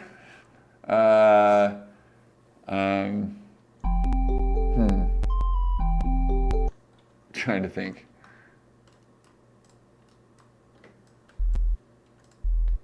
There's a lot of really silly music terms that come from Italian, but they don't really sound that silly. They sound Italian. Cool. So this, I mean, how do you feel like about how that's working?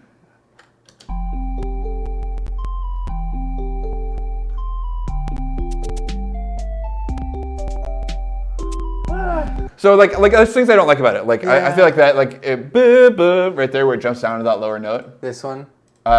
No, like that one feels like just a bit low, dude. Yeah. But it's the right note. It sounds good. But like, well, I'd be careful about like what you don't want to do is get into nudging these things up or down by note because these are in a specific key. And if you start changing their note values too much, you start changing them out of key.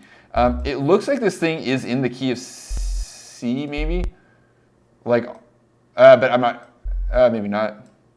Hardest. Yeah, I think so. Anyways, yeah. That note that you have selected. Try bringing that end of that one to the beginning, to the end of that bar that it's like at. You know. It's like other way. Yeah, like that. And then bring the note after it, how it started to like bring it over. Yeah. Try that.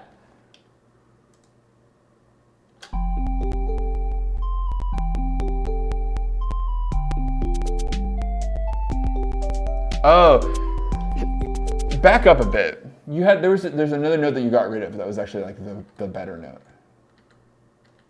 That higher one. That higher one seems weird, but that's actually the note you want. Instead of this? No, leave that. Well, sorry, that one you just clicked on. This one? How do I want to tell you this? The one after that. Yes, bring the beginning of that over to the beginning. Yeah, there. Try that. You don't even need to fill that out if you don't want to. It can be cool if these end a little early.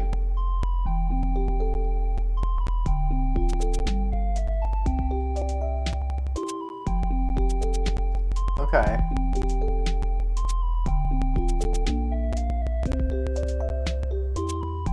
I see what it's doing. Maybe Hey, dude, that's a great bass line. I think that works awesome. Yeah. Actually, like it's kind of a weird part, right? Like. I moved it up one. I like that. Dude, okay. Not as bassy anymore.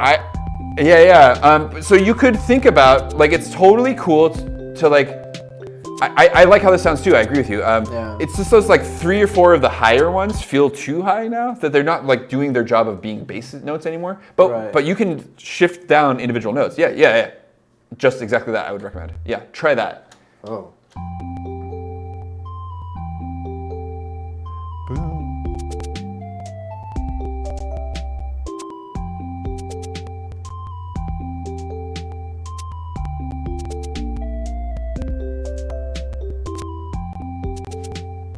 That's best of it.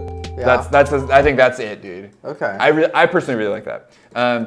So like in terms of note choice, right? So like that's like a good part. Bass lines are rhythm instruments as well as note choices though. So like the now we have like a line where these are like during each of these time periods, like these are the right notes to be being played.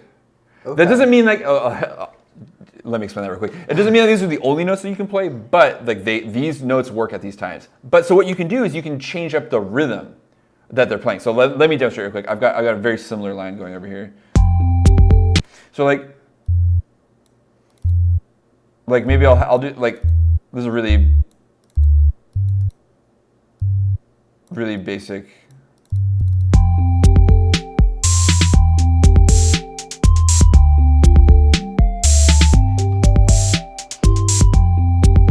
You get what I mean? Yeah.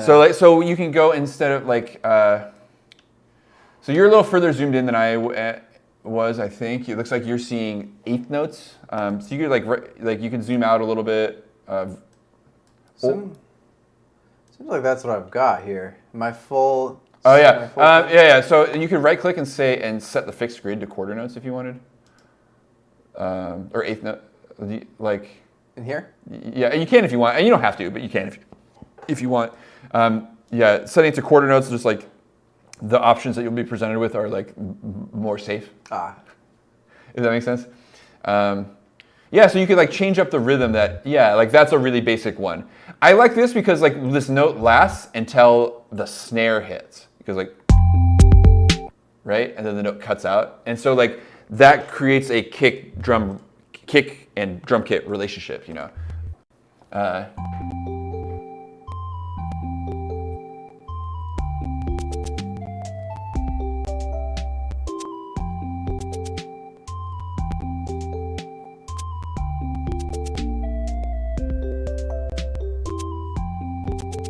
Yeah.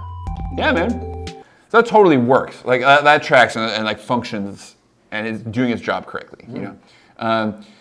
So like obviously this is like a real surface scratching of this kind of stuff. You know, like these sounds are real basic. Right. You can do things to like give the sound more character. You might find like a different sound that you like better. The cool thing about working with MIDI is you can adjust the tone, and if you don't like the tone, you can just swap sounds. You know, so like I just direct people to this one because it's real straightforward and it's simple sounding, so it like works with a lot of things. You know, a lot of like Ableton's bass sounds are like, you know. So you can just swap these out, like if I wanted to this sub boom instead. Yep. I can just drag and drop it. Yeah, or since that's a currently selected track, you can double click it too. Didn't change too much. They're very similar. I can definitely hear the difference, but they're more similar. Yeah, like you'll hear that one or that one.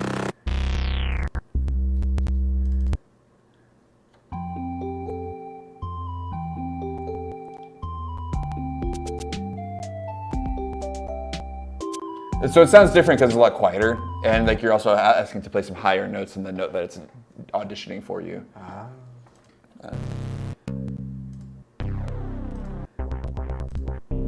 So I personally struggle in Ableton's presets. Yeah. I do. I feel like there's like not a lot of these like real basic bread and butter kind of sounds that I crave.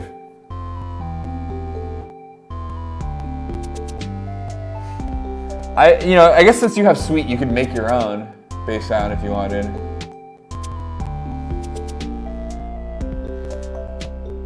Yeah, dial that filter down. That like. I kind of like that. It's kind of got like kind of retro vibes. So like, just to point out, like since you changed the sound, like these like instruments sometimes react to these MIDI notes in different ways, right? Like I said, they're all open to interpretation. So you may find that you want to shift these notes by an octave after changing presets. This one sounds pretty good here, like this, I think.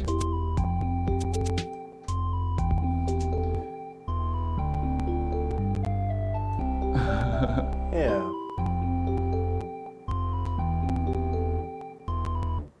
Nope, and it's over. I kind of remember ending there. Cool. Yeah, man, but like, that all makes some sense. So like, from here, like, you know, like, geez, okay, so it's 6:30. What if I wanted to do just like a quick little effect on the main track here, just to kind of spice it up a little bit? What do you want to do? Do you have an idea of So I love this, man. I like to ask people what kind of audio effect you want to do, and if to people who don't really know. Like, yeah, well, just something, a little bit like, I kind of like the like graininess of this bass line. Yep. Maybe something to add some like grit. Yeah. Or grain. Yeah. Texture. Yeah. Cool. Yes. This is a huge part of the activity. It's much, you know, we spend so much time degrading beautiful, clean sounds and then recording and trying. Like, it's so funny. Audio engineering is about making terrible sounds sound better and making really nice sounding sounds sound worse, and meeting somewhere in the middle. You know, so it's like, I don't know, it's a funny thing. I'm sorry, Lily, I did hear you. I tried to make a reference back at it, and I think it got lost in our discussion. So Jay, what I want to recommend to you is you might actually find it helpful to go back into the audio effects and right-click and check that group and folder option that I told you to uncheck. Because you can see here, they're grouped by what they do. Okay. And the sort of activity that you want to do falls into the drive and color category, I think. So there's like, you said grain and not blur, right? So that's why I'm here. If you meant blur, we'd go for a reverb, but like grain, this is like our graining tools. So drive and color do a lot of different things. I should say there are like saturation tools, like quite literally, like cranking up, like making everything like more. Like it's like turning up the saturation on audio is emotionally a lot like turning up the saturation on something visual. It has the same impact. I think the thing that I think you might be interested in Well, let's see. Grain. The simplest one of these to mess with is saturator, I think. So why don't you drag a saturator onto... So it'll be in the drive and color subcategory, and then you can just drag the default preset. Like where it says saturator, just like the title of that folder. Like, yeah. You can just drag that in? Yep. Oh, okay, that's kind of cool. Yeah. So there's a presets hidden within that, but that's like that'll just like pull up the default. Cool. Oh, I see. Yeah. Hey. So cool. So saturator. What saturator is a distortion circuit, and the way it works is you turn up your input volume, and it pushes into the circuit, which then colors the sound, and then you can adjust your output level, and you're seeing the drop down menu with the different options for the circuits. Okay. Analog clip is going to be our most transparent. Basically, the way I'd use it is. I turn up this drive control by like some amount, and then I turn down, like for this purpose, where we're trying to make a sound more colorful. Turn up the drive control by some amount, like, I don't know, whatever, 8. I just picked 8. You'll hear that. And then I'm gonna turn the output down the same amount. So an important concept in, see you, Lily, we'll see you tomorrow. Important concept in audio engineering is level matching, right? We are biased as human beings to believe that things that are louder sound better to us. So it's always helpful to gain, like if you're gonna do a process that adds volume as well as changes the tone of something, you wanna make sure to listen to them at match volume. So the idea here is that this is more of a practical mix thing where I just don't want this thing to get heckle loud. This is literally adding 8 dB of gain, and I've already got this thing turned down quite a bit more than that. So you should be able to hit playback, and it should sound pretty distorted now. Oh, hey.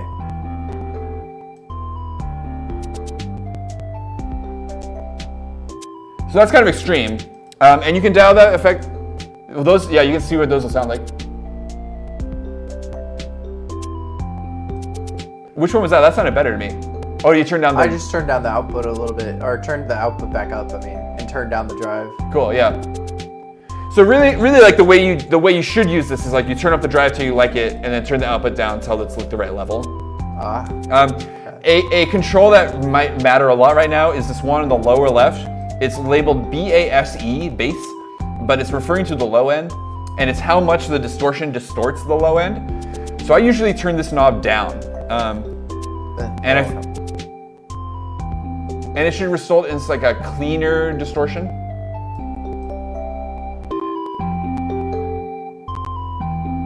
That's really nice. I like the character of that. Yeah. So we were talking about our send and return tracks earlier. Yeah. So you may want to, I think this would sound pretty cool with a little bit of reverb. Yeah, that's what I was just gonna ask too. So in our like channel settings here in like the upper left corner, right? You don't have to mess with the reverb track itself, actually. Only if you want to change the quality of the effect itself. Right. Do you need to get in there? Okay. Otherwise, it's all going to happen here. We just need to send some stuff to that effect. So that's this on your. You want to do it with the sample. So on track 1, up here, the minus infinities, right, are send values. So the one on the left is send A. Okay. So you want to click on that thing and drag it up. I bet you'll like a value in the teens. Would be my guess. Just like minus 15 or something like that. That'll be audible. Okay. So try that and see what you think. Yeah.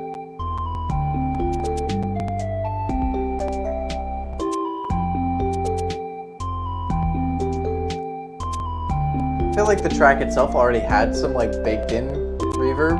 Yep. So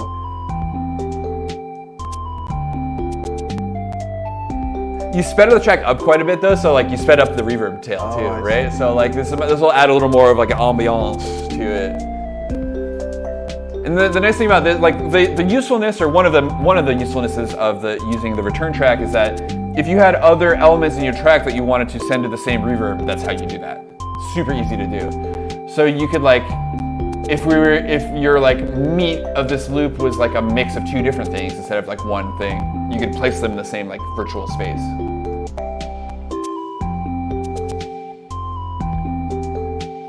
Ooh, I like the. What'd you do? Added the core kit to the reverb. Oh, right, yeah. Do you see how the reverb has like, in the reverb settings, here I'll get out this thing. There's this part called the diffusion network. Yep. And there's a couple filters here. For some reason, the default preset has, well, I'm just noticing, for some reason, the default preset of this thing, it doesn't have any low end cutting out, but like you don't want sub bass in your reverb probably. So I usually turn this knob on and drag this number 1 all the way down, like directly down. I guess so that number down below should say like something like 90 or 100 or something like that. Mm-hmm. Yeah. So that's going to filter out all the sub bass from the reverb network, because why would you want that anyways? We'll see. So it should make for a bit of a lighter, airier feeling reverb.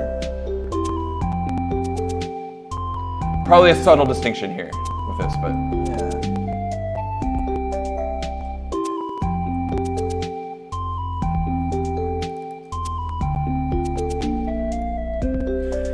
One thing that you may want to do that you can't do is like the way that we've set this track up is like send different drums to the reverb in different amounts.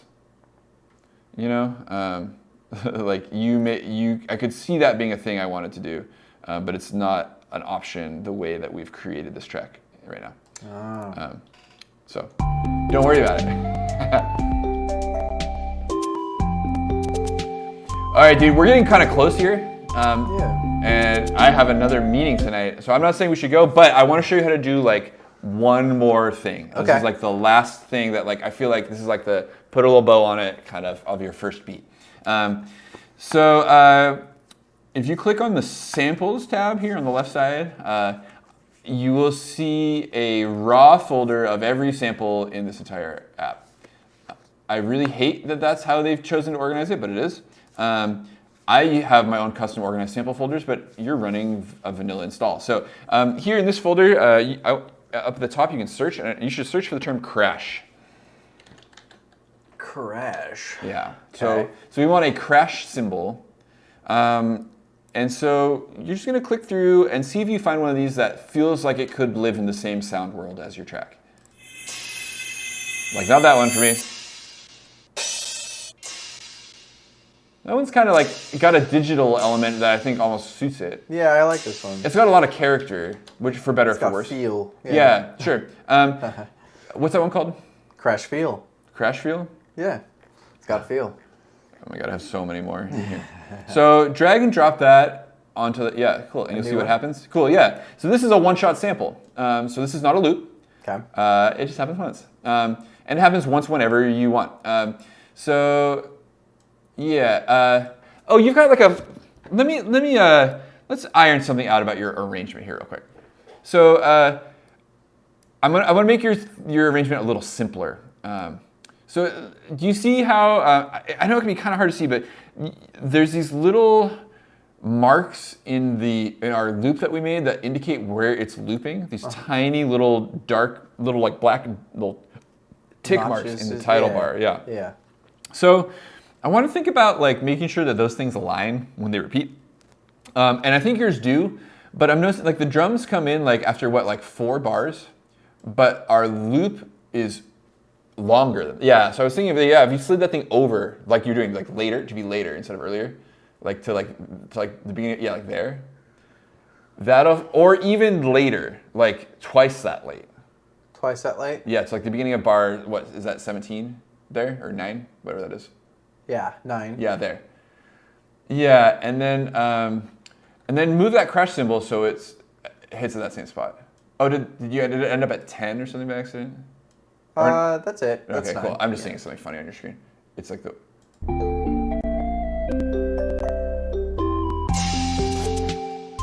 So I don't know why that sample kind of felt a little late. You might zoom in and investigate that because that like wasn't fair. Oh, there's a problem with the trim of that sample. Cool. You get to double click on that thing, and you can move the little beginning flag. Yeah, you know what to do.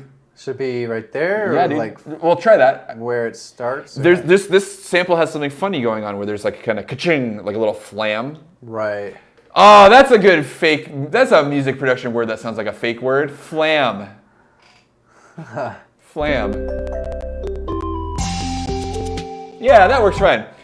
That could probably, you could send that to the reverb if you felt like it. And then I would turn that track way down. Like I think about like minus 20 is like maybe as a like sort of an area. These are just random numbers I'm saying. Like kind of like, I would just turn it down and then see, you know. Yeah, so you know, like there's a point where it's gonna feel weirdly low, and there's a point where it's gonna feel weirdly high, and your job is to figure out where the happy medium is. But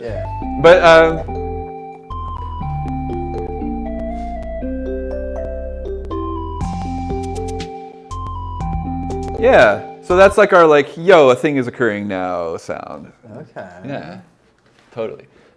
There's other kinds of like pointer sounds, like you can, while that sample is selected, you can. Or the clip in the timeline is selected, you can hit R on your keyboard to reverse it. So then would this go here? Yep. So that's a different option. I probably like this. Totally. Yeah. So that's got a different kind of energy, and maybe I feel like maybe that suited this track better. Yeah. But again, like these little kinds of pointer sounds, they live around the moments where things change. Or like the repetition points, you know. I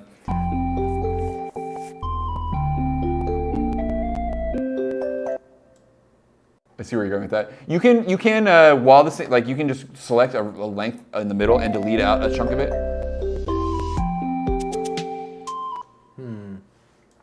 Just give it like, can you then like copy and paste? Yep. To bring there's also a duplicate command, but that's if you duplicate that, then you have to drag it over. Like you just have to make sure. Yeah. That's like making sure that beginning of that clip is in the right spot is super important.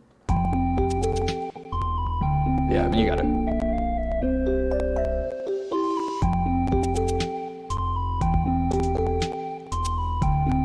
Cool.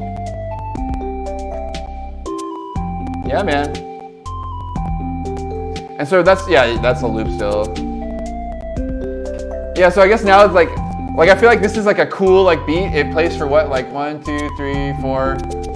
How long does it go for? Does it go for like 20 bars or something funny like that? Yeah, 9 to like 20. It's about. You can click on that drum loop clip, like and down at the bottom it'll show you how long that is.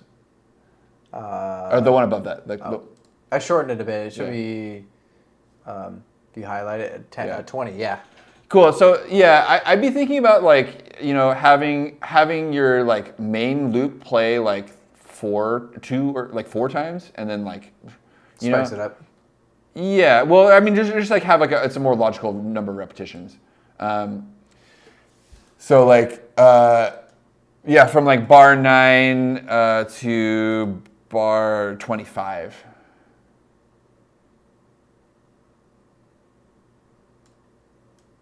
Okay. Yeah, and so that's like 2 repetitions of the loop, right? Mm-hmm. And so like it's gonna feel more, and then like that's a logical point for something to change, maybe, you know. And so like the way you have it arranged here, like where the drums drop out, and like you could just have it play that out, and then just like don't have it play that last beat where it picks up into the next thing again, you know. Okay. But listen to that ending and see if you like it, you know. And you could also have the bass line play for a little bit.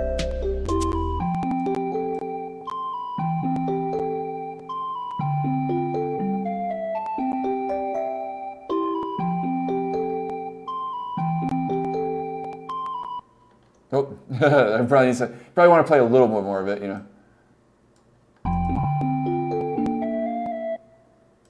Just a little more, but not too much more. Can you like cut this off for it? Yep. Yeah, you can get as granular as you need to. You probably want to cut off that very last note there too. Very, very. Actually, that's kind of cool. But it's probably not what you want, you know.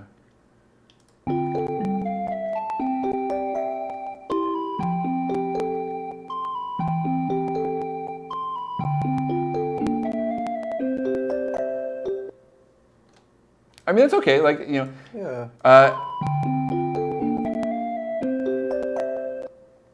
Yeah. So you hear the kind of like suck or like You a pop give at it the like end. a... So if you mouse over like the actual waveform, you'll see these kind of little like squares appear. Yeah. And that's a fade.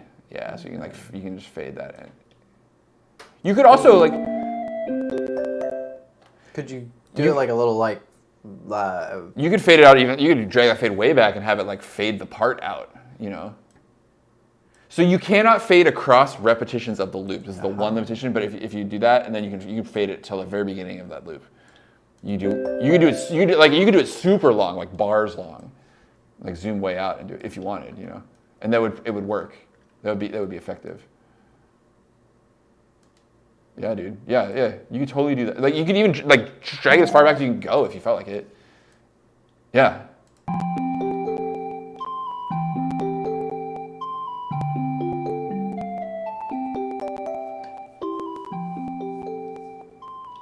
That's a fade out is a totally legit way to end a track, you know. Mm-hmm. I feel like that like handles that well. You know, you still kind of hear that little note at the end, but it's cool. It makes sense that it's disappearing and stuff. Yeah. Dang, dude, I think you made a beat, man. Should we listen to it from the beginning or? Yeah, sure. Let's do it. Oops. Stop. There we go. Need something in the... Maybe I'll just do... A little advice is you could like take that bass line and like drag, more. Like let it start. Just the second half. Like, so keep going, like to there. Yeah. That's very logical. I fade this first one in or something? You could. I think it's cool. Oh, you're missing the da da da from the beginning, huh? Is that what you want to hear? Oh yeah, huh? Okay, so here's what we can do is we can go find that at the end of that repetition. If you can go select just that da da da, right? Like we did, like that one beat that goes. Do you remember how we did that? Well, basically, we're gonna grab the last beat of this loop and paste it in at the beginning of the song. This is gonna be it might be kind of an operation though. Let's see, so... Well, here, so actually, let's first off, just do one thing for me. Hit Control A to select everything, and you're gonna zoom out of it. And then drag the entire project so that it starts at the beginning of bar 17. Okay. Yeah. So now it's just now like you have some earlier in the track. And so so now what you want to do is just find like actually this is a loop, right? So you can just like drag the beginning of this back one beat, like with the bracket tool. Oh, hey, yeah. So you can reveal the pickup notes. Okay. So you probably want to be real judicious about how much this you show. You really just want like the very last beat of that bar before there. Yeah, yeah.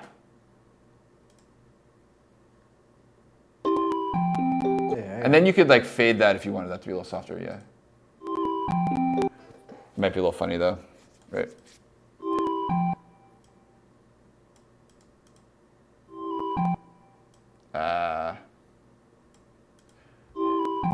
It seems like the fade is not the thing. So let's try a different tactic. So you can like undo that fade so it's like full on, and then select just that part of the clip. Okay. And then hit Control E. It's gonna split it. Okay. And so now in the lower left corner of clip view, there's a volume fader, and you can turn that down. Where it says gain. This one here? Yep. Yeah. So you can set the gain of that individual clip. So you can make it hit a little less. Yeah. A little better, right? Yeah. Cool. Oh, it's weird because it has the like mallets in it, right? Oh, is that where But like check this out, like the fourth beat of the first bar here has the flute da-da, like right where your cursor is. Yeah, right Ba-da, that beat has it. So you could copy and paste that beat there. This one here? I was thinking in the bar before that, but yeah. This one here? Yes. And then paste that in that one spot. Oops. Well, where that other one is. Yeah, just like that. Better, right? Yeah. Not great, but an improvement. Like we really like should like I was gonna have you prepare this loop in a way that let you preserve the pickup note, but there was gonna be this whole other complicated thing that I didn't want to make you do. Yes, dude, this is cool though.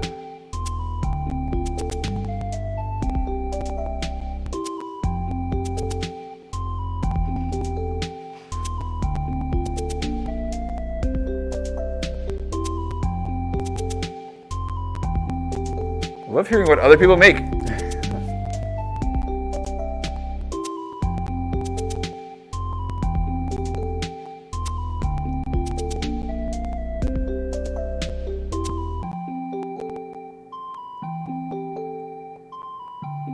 Cool. Yeah, man.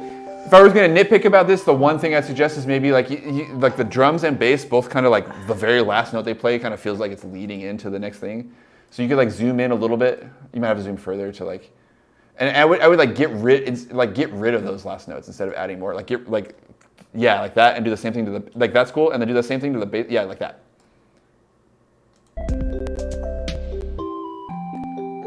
If you want. That's like the clean, simple way to have it end. Yeah. I think that works pretty well. It's like effective. So. Sweet. Yeah, man, you done it. Cool beans. You did good. And hey, it's not even 7 o'clock, so I can still have a chance to make it to Fieldbrook.